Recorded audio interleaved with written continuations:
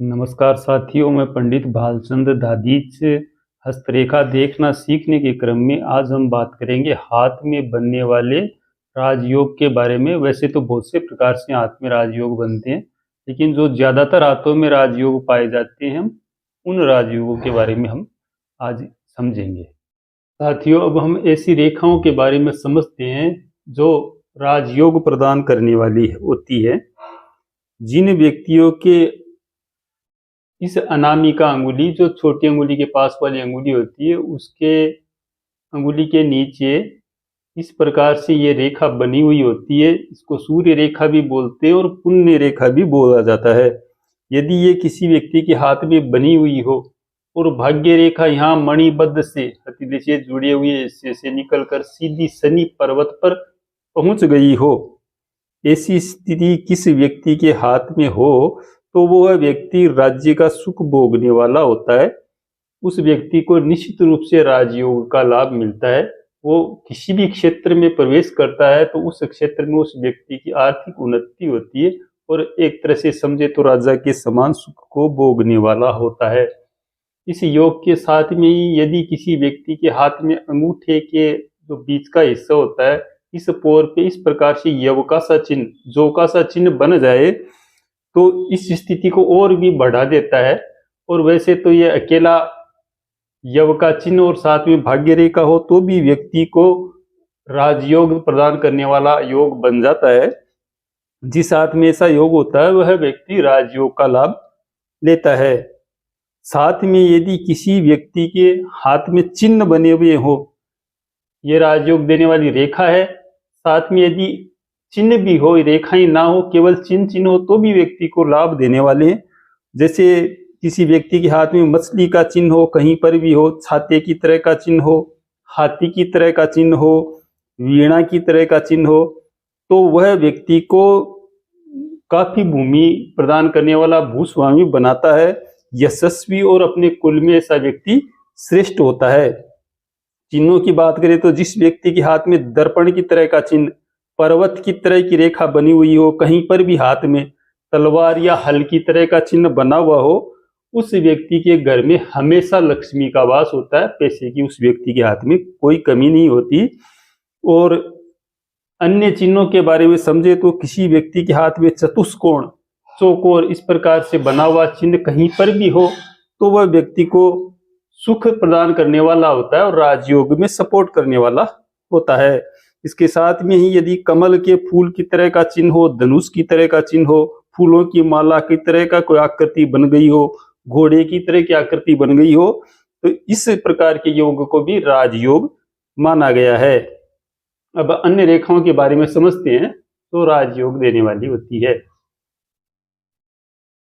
किसी व्यक्ति का ये जो गुरु पर्वत है, गुरु का क्षेत्र है, तर्जनी अंगुली के नीचे का ये पर्वत उठा हुआ हो और शनि और ये जो शनि रेखा बनी हुई हो और ये बुध रेखा यहाँ पर बनी हुई हो, ये पुष्ट हो, सीधी हो, सरल हो, स्पष्ट रूप से ये रेखा बनी हुई हो, तो ऐसा व्यक्ति निश्चित रूप से राज्यपाल या गवर्नर के पद तक पहुंच जाता है। जिसका बृहस्पति पर्वत उठा हुआ हो, शनि रेखा और बुध रेखा बढ़िया बनी हुई हो। ये कोई जरूरी नहीं यहीं पे रुक जाए, यदि नीचे तक भी आ जाए तो भी यही फल होता है इन रेखाओं का। ये योग भी राजयोग प्रदान करने वाला होता है। अब अन्य रेखाओं के बारे में समझते हैं। यदि किसी व्यक्ति की ये जो शनि का क्षेत्र होता है, शनि पर्वत बोलते हैं इस क्षेत्र को, इस क्षेत्र पर यदि त्रिशूल का सा चिन्ह बना हुआ हो, इस प्रकार का चिन्ह बन जाए, यदि रेखाओं के मेल से भी इस प्रकार का चिन्ह बन जाए त्रिशूल का सा यहाँ पर, या फिर शनि क्षेत्र पर स्वतंत्र त्रिशूल का चिन्ह बना जाए, साथ में ये जो भाग्य रेखा होती है, इस भाग्य रेखा में या चंद्र क्षेत्र से कोई रेखा आकर मिल जाए, इस प्रकार का योग किसी व्यक्ति के हाथ में होता है तो वह व्यक्ति बहुत ही ऊंचे पद पर पहुंचता है, राज्य अधिकारी बनता है और बहुत ही ऊंची पोस्ट तक पहुंच जाता है। यह योग भी व्यक्ति को राजयोग प्रदान करने वाला होता है। फिर दूसरी तरह की बात करें रेखाओं के बारे में, यदि किसी व्यक्ति के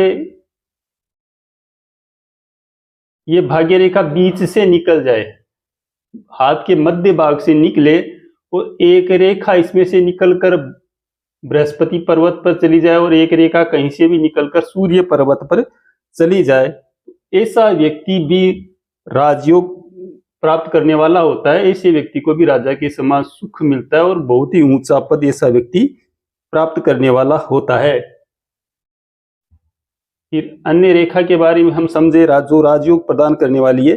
यदि किसी व्यक्ति का ये जो मंगल का क्षेत्र है, इसको मंगल पर्वत बोलते हैं, ये उठा हुआ हो, दबा हुआ नहीं हो, ये उभरा हुआ हो, बाहर निकला हुआ हो, और ये जो मस्तिष्क रेखा होती है व्यक्ति के हाथ में, वह दो भागों में बटी हुई हो आगे से, और बुध की जो अंगुली होती है वो नुकीली हो, इस प्रकार से नुकीली अंगुली हो, ये बनी हुई हो, तो ऐसा व्यक्ति निश्चित रूप से विदेशों में जाकर के अच्छा लाभ प्राप्त करने वाला होता है और ऐसा व्यक्ति राजदूत की पोस्ट तक भी पहुंच जाता है।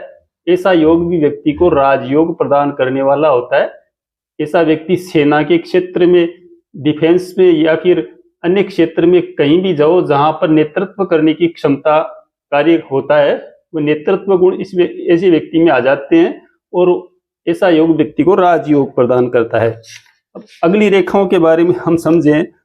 जिस व्यक्ति के बाएं हाथ में, व्यक्ति के दायां लेफ्ट और राइट दो हाथ होते हैं, यदि बाएं हाथ की जो तर्जनी अंगुली होती है, यह अंगुली और ये कनिष्ठिका अंगुली, इससे ज्यादा बड़ी अंगुली दाएं हाथ की हो और मोटी हो, यानी बाएं हाथ की छोटी अंगुली और बाएं हाथ की तर्जनी अंगुली से दाएं हाथ की जो अंगुलियां होती है, ये दोनों ये कुछ बड़ी हो और कुछ मोटी हो, तो ऐसा व्यक्ति जो होता है वो बहुत ही अच्छी पद को प्राप्त करता है। यदि इस योग के साथ में ये मंगल पर्वत भी उठा हुआ हो, तो ऐसा व्यक्ति निश्चित रूप से IAS RS के एग्जाम को फाइट करता है और उसमें उस व्यक्ति का सिलेक्शन भी हो जाता है। ऐसा व्यक्ति निश्चित रूप से कमिश्नर या कलेक्टर की पोस्ट पर पहुंच जाता है। ऐसा कई हाथों में देखा गया है। साथ ही मैंने छोटे रूप में आपको कुछ राजयोगों के बारे में समझाया है। अगले वीडियो में हम और राजयोग के बारे में समझेंगे। नमस्कार।